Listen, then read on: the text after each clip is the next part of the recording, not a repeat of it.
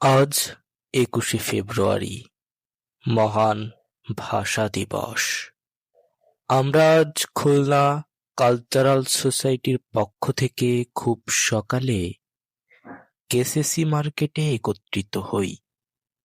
সেখান থেকে খুলনার প্রাণকেন্দ্র হাদিস পার্কে শহীদ মিনারে ফুল দেওয়ার উদ্দেশ্যে র্যালি করে যাই।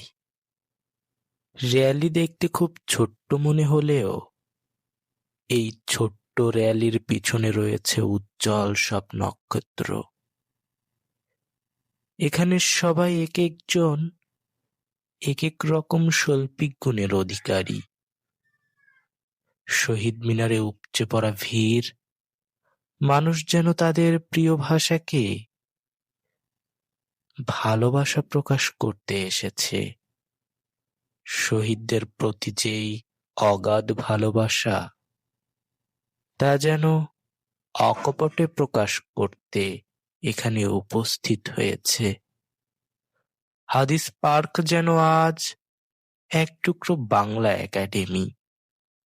আধুনিকতার স্পর্শে আমরা যেন বাংলা ভাষার গৌরবোজ্জ্বল ইতিহাস ভুলে না যাই। ইতিহাসের এই প্রথম ভাষা, যে ভাষা অর্জনের জন্যে বীর বাঙালি তাদের তাজা রক্ত বিলিয়ে দিয়েছে। রক্তের বিনিময়ে, কত কত প্রাণের বিনিময়ে আমরা অর্জন করেছি এই ভাষা। আমরা যেন ভুলে না যাই রফিক, বরকত, জব্বার সহ অন্যান্যদের।